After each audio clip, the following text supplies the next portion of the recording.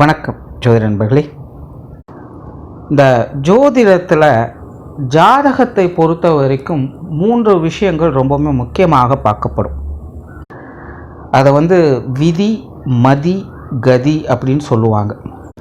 இந்த விதி, மதி, கதி அப்படிங்கிறத ஜாதகத்தில் லக்னம், ராசி மற்றும் சூரியனுடைய நிலை, இந்த 3 விஷயங்களை வச்சு டிசைட் பண்ணுவாங்க. அண்ட் இந்த 3 விஷயங்களும் எதை இண்டிகேட் பண்ணுது அப்படின்னு பார்த்தீங்கன்னா, ஒன்று தனி மனிதனுடைய குணாதிசயங்கள் என்ன, அவங்களுடைய பழக்க வழக்கங்கள் என்ன, அவங்களுடைய உடல் வலிமைகள் என்ன, அவங்க தனிப்பட்ட முறைகளில் எப்படி இருக்காங்க அப்படிங்கிறத பற்றி சொல்கிறது. அண்ட் இது எதுக்காக அப்படின்னு பார்த்தீங்கன்னா, ஒரு மனிதனுடைய வாழ்க்கையில் எல்லா நல்ல விஷயங்களும் இருந்தாலும் கூட அந்த மனிதனுக்கு ஒரு நல்ல புத்தியும் ஒரு நல்ல உடல் வலிமையும் இல்லை அப்படின்னா அதை அனுபவிக்க முடியாது. ஸோ ஒரு மனிதனுக்கு எதுவாக இருந்தாலும் அதை ஏற்றுக்கொள்ளக்கூடிய, தாங்கிக் கொள்ளக்கூடிய வலிமை, புத்தி கூர்மை இருக்குதா இல்லையா அப்படிங்கிறத பற்றி இது சொல்லும். அண்ட் 2வது பார்த்திங்கன்னா, அந்த மனிதனுடைய மனநிலையை பற்றி சொல்கிறது. இருக்கிறதுலே ரொம்ப முக்கியமான விஷயம் இதுதான். மனம் இருந்தால் மார்க்கம் உண்டு அப்படின்னு இதைத்தான் சொல்லுவாங்க. ஒரு மனிதனுடைய மனநிலையை பொறுத்து தான் அவங்களுடைய வாழ்க்கை நிலையே இருக்கும். சித்தர்களை பொறுத்த வரைக்கும் இந்த மனநிலைகளுக்கு தான் அதிக முக்கியத்துவம் கொடுப்பாங்க. அதனால தான் ஜோதிடத்திற்கே பார்த்திங்கன்னா, எவ்வளவு தான் மெத்தட்ஸ் இருந்தாலும் கூட இந்த ராசி நட்சத்திரங்களுக்கு அதிக முக்கியத்துவம் கொடுக்கறது. காரணம், மனநிலையை பொறுத்து தான் ஒரு வாழ்க்கை நிலை அப்படிங்கிறது தீர்மானிக்கப்படுது. அதாவது அந்த மனிதர்கள் அவங்களுக்குண்டான வாழ்க்கை நிலை எப்படி வாழ்கிறாங்க, அதை ஏற்றுக்கொள்கிறாங்க அப்படிங்கிறது அந்த மனம் தான் தீர்மானிக்குது. ஒரு மனிதர்கள்ட்ட எல்லாமே இருக்குது, ஆனால் மனம் கெட்டு போச்சு, மனம் சரியாக வேலை செய்யலை அப்படிங்கிற பட்சத்தில் என்ன இருந்தாலும் அங்கே பிரயோஜனம் கிடையாது. இதை உதாரணத்திற்கு மனநிலை குறைபாடு இருக்கிறவங்கள எடுத்துக்கலாம். அவங்களுடைய வாழ்க்கையில் எல்லாமே இருக்கும், அவங்களுக்கு தேவையானதும் நாளுக்கு நாள் கிடச்சிக்கிட்டு தான் இருக்கும். ஆனால் அவங்கள பொறுத்த வரைக்கும் என்ன நடக்குது, எது நடக்குது எதுவுமே தெரியாது. எது உண்மை, எது போய், எது நல்லது கெட்டது எதுவுமே தெரியாது. அதே போல் ஒரு மனிதர்களுக்கு எப்பேற்பட்ட சூழ்நிலைகள், மோசமான நிலைகள் இருந்தாலும் கூட மனதளவில் தைரியத்தோடும் வைராக்கியத்தோடும் இருக்கக்கூடியவங்க எந்த சூழ்நிலைகளும் அவங்க நல்லபடியாக தான் இருப்பாங்க. அவங்க கஷ்ட நஷ்டங்கள் நினச்சி அவங்க வருத்தப்படுறதே கிடையாது. எதுவாக இருந்தாலும் பார்த்துக்கலாம் அப்படின்னு அவங்களுடைய எதிர்காலத்தை ஒரு நம்பிக்கையோடையே பார்த்துக்கிட்டு இருப்பாங்க. அந்த மனோ தைரியம் அவங்களுக்கு எப்போவுமே கை கொடுத்துக்கிட்டு இருக்கும். என்ன இருந்தாலும் சரி இல்லைனாலும் சரி அவங்கள அசைக்கவே முடியாது. அப்படி இந்த மனதினுடைய நிலையானது ஒரு மனிதரை அதற்குரிய வகையில் வழி நடத்தி செல்லும். ஸோ என்ன இருக்குது இல்லை அப்படிங்கிறத பற்றி இங்கே பிரச்சனை கிடையாது. அதை புரிஞ்சுக்கிறதுக்கும் ஏற்றுக்கொள்வதற்கும் ஒரு சரியான முறையில் வழி நடத்தி செல்வதற்கும் இந்த மனதினுடைய நிலை அப்படிங்கிறது ரொம்பவுமே அவசியமாக இருக்குது. ஸோ அதனால் இந்த மனநிலைக்கு அதிக முக்கியத்துவம் கொடுக்கப்படும். இதை வச்சு தான் அவங்களுடைய ஒட்டுமொத்த லைஃப் அப்படிங்கிறதே டிசைட் பண்ணப்படுது. அடுத்ததாக 3வது பார்த்திங்கன்னா, லைஃப் ஸ்ட்ரக்சர், வாழ்க்கை அமைப்பு எப்படி இருக்குது அப்படிங்கிறது. ஸோ ஒரு மனிதன் எந்த இடத்துல பிறக்கிறாங்க, அவங்களுடைய வாழ்க்கை முறை எப்படி இருக்குது, நல்ல படிப்பு வாசனைகள் இருக்கா, நல்ல சொத்து சுகங்களோடு இருக்காங்களா இல்லையா, நல்ல ஜீவனம் பண்ணக்கூடிய அமைப்புகள் இருக்கா, திருமண அமைப்புகள், குழந்தை பாக்கிய அமைப்புகள், குடும்ப அமைப்புகள் எப்படி இருக்குது அப்படிங்கிற ஒரு லைஃப் ஸ்ட்ரக்சர் அப்படிங்கிறத பற்றி சொல்லக்கூடியது. அதாவது ஒரு மனிதன் நல்ல உடல் வலிமையோடும் புத்தி கூர்மையோடும் இருக்காங்க, அதே நேரம் மன வலிமையோடும் இருக்காங்க. ஓகே, இதெல்லாம் நல்லா தான்ப்பா இருக்குது. இதை வச்சு என்ன அவங்க செஞ்சுட்டாங்க, என்ன அவங்க சாதிச்சாங்க அப்படிங்கிறது ஒன்று இருக்கு இல்லையா? அதுதான் இந்த 3வது விஷயமாக அவங்களுடைய லைஃப் ஸ்ட்ரக்சர், அவங்க எப்படியெல்லாம் வாழ்ந்தாங்க, அவங்களுக்கு என்னெல்லாம் கொடுப்பினைகள் இருக்குது இல்லை அப்படிங்கிறத பற்றி சொல்கிறது தான் இந்த 3வது விஷயம். ஸோ இதைத்தான் விதி, மதி, கதி அப்படின்னு 3 நிலைகளாக பிரித்து பார்க்கப்படும். ஸோ இந்த விதி, மதி, கதி அப்படிங்கிற இந்த 3 நிலைகளும் என்ன மாதிரி அமைஞ்சது அப்படின்னா, அதை பாசிட்டிவாக நெகட்டிவாக அமையுது அப்படிங்கிற பட்சத்தில் எப்படி வாழ்க்கை இருக்கும் அப்படிங்கிறதான் பார்க்குறோம். இது ஒரு சிம்பிள் மேத்தமேட்டிக் கால்குலேஷன்ஸ் மாதிரி தான் இருக்கும். அதாவது மேக்ஸிமம் நம்ம படிச்சிருப்போம், +1 to +, minus to plus minus அப்படிங்கிற மாதிரி வரும். அந்த மாதிரி இது இந்த 3 விஷயங்களை மையப்படுத்தி இருக்கும். ஸோ இதில் முதல் அமைப்பு பார்த்திங்கன்னா, விதி, மதி, கதி இந்த 3 நிலைகளையுமே பாசிட்டிவாக இருக்கும். இந்த அமைப்பை தான் யோக ஜாதகம் அப்படின்னு சொல்லுவோம். இது எல்லாருக்கும் அமையிறது கிடையாது. கோடியில் ஒருவருக்கு தான் இந்த மாதிரியான அமைப்புகள் உண்டு அப்படின்னு சித்தர்கள் சொல்கிறாங்க.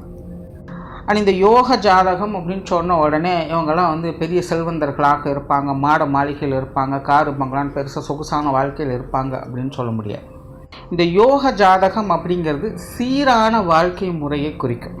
அதாவது திருக்குறள் சொல்லும் மிகையினும் குறையினும் நோய் செய்யும் உடம்பு அப்படின்னு. அதாவது அளவு குறைந்தாலும் சரி அல்லது அளவுக்கு அதிகமானாலும் சரி உடல் வந்து நோய்வாய்ப்படும் அப்படின்னு சொல்லும். அந்த மாதிரி தான் வாழ்க்கை நிலை. ஸோ இந்த யோக ஜாதகம் அப்படிங்கிறது அவங்களுடைய வாழ்க்கையில் அவங்களுக்கு எல்லா விஷயங்களுமே ஒரு அளவெடுத்தாற் போல் சீரான நிலைகளில் இருக்கும். இவங்க வந்து ரொம்ப செல்வந்த நிலைகளையும் பிறக்க மாட்டாங்க, ரொம்ப ஏழ்மை நிலைகளையும் பிறக்க மாட்டாங்க. இவங்ககிட்ட நல்ல படிப்பு வாசனை, நல்ல பழக்க வழக்கங்கள் இருக்கும். இவங்களுடைய வயதுக்கு தகுந்த மாதிரியான தேவைகள் அப்படிங்கிறது தானாகவே அந்தந்த காலகட்டங்களில் பூர்த்தியாகும். பிரச்சனைகளே உங்களுடைய வாழ்க்கையில் எதிர்கொண்டாலும் கூட பிரச்சனைகள் எல்லாமே தலைக்கு வந்து தலைப்பாக போச்சு அப்படின்னு சுதாரித்து கொண்டு மீண்டெழுந்து வந்துடுவாங்க. ஸோ இதுதான் வந்து இந்த யோக ஜாதகம் அப்படிங்கிறது இண்டிகேட் பண்ணும். ஸோ இது வந்து 3 நிலைகளுமே பாசிட்டிவாக இருக்கக்கூடியவங்களுக்கு ஏற்படுறது. அண்ட் 2வது ஸ்டேஜ் பார்த்திங்கன்னா விதி நல்லா இருக்குது, மதி நல்லா இருக்குது, ஆனால் கதி சரியில்லை.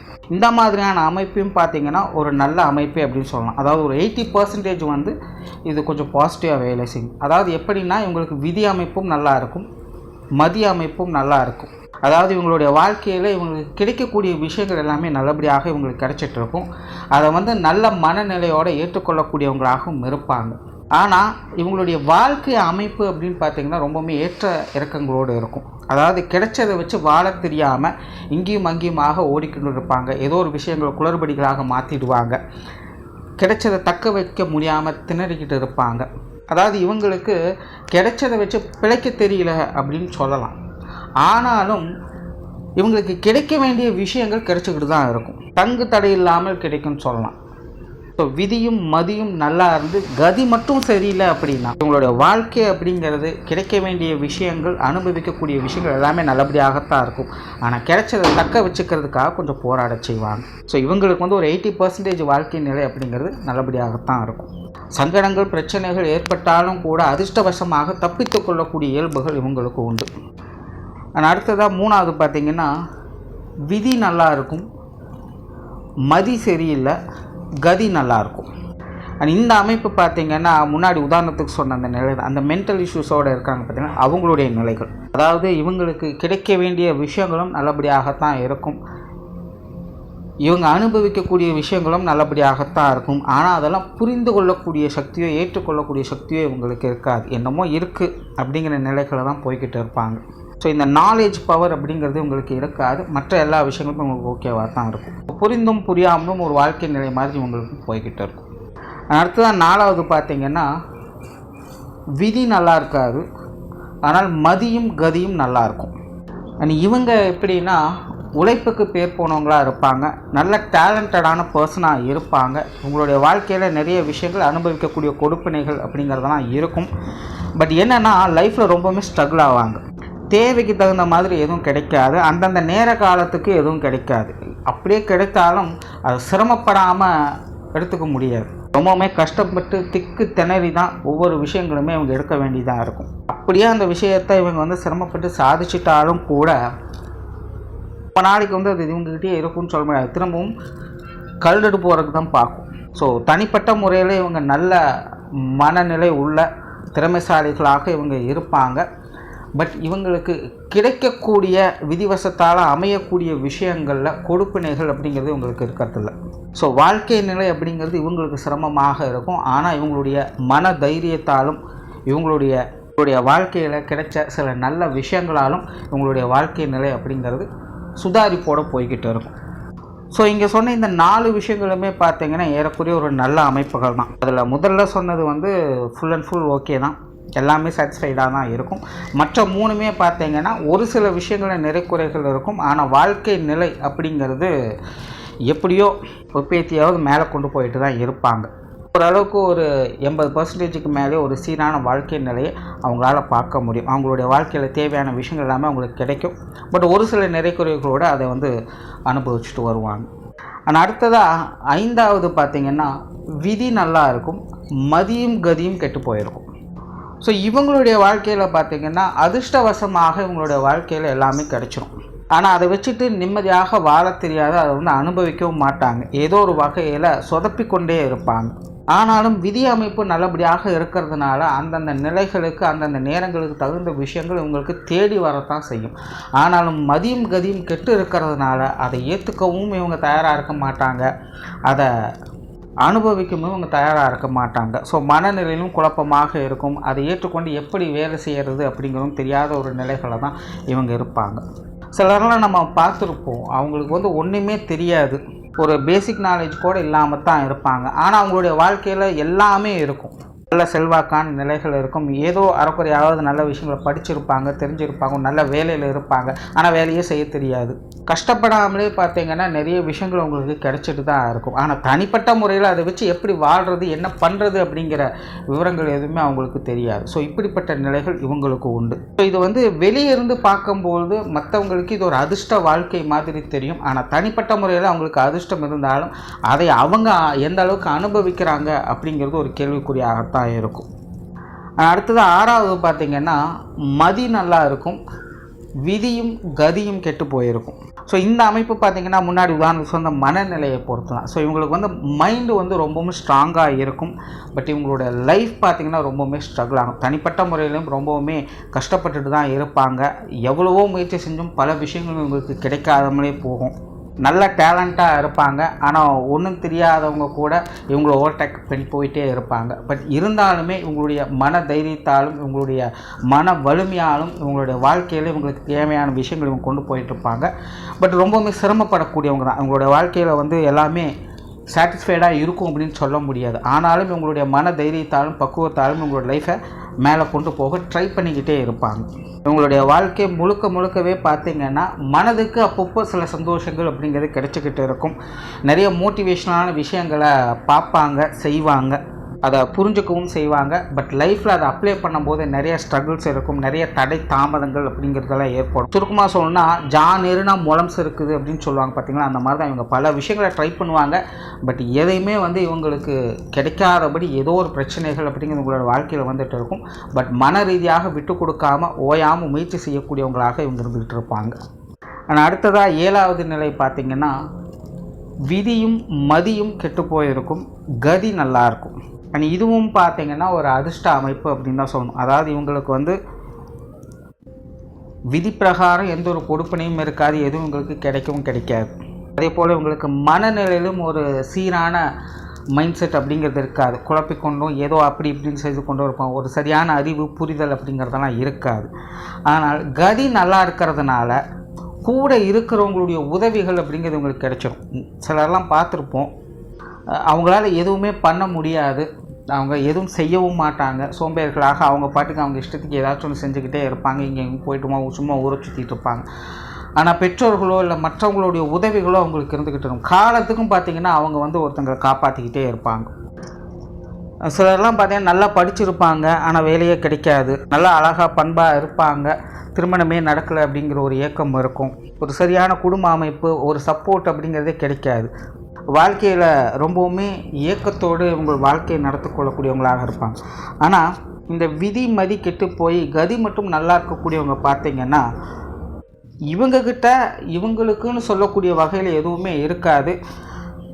ஆனால் இவங்களுக்கு தேவையானதெல்லாம் ஏதோ ஒரு வகையில் ரெக்கமெண்டேஷன் மூலமாகவோ இல்லை மற்றவங்களுடைய சப்போர்ட் மூலமாகவோ அவங்களுக்கு நடந்துடும்.